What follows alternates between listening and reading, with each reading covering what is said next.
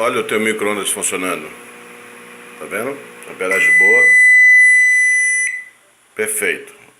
Vou ligar de novo. Dentro da escala de amperagem, foi trocado esse capacitor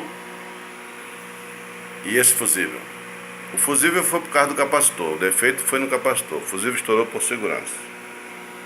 Então tá aí, meu amor. Com R$34 você resolveu o problema desse micro-ondas e economizou esse trocado. Beijinho.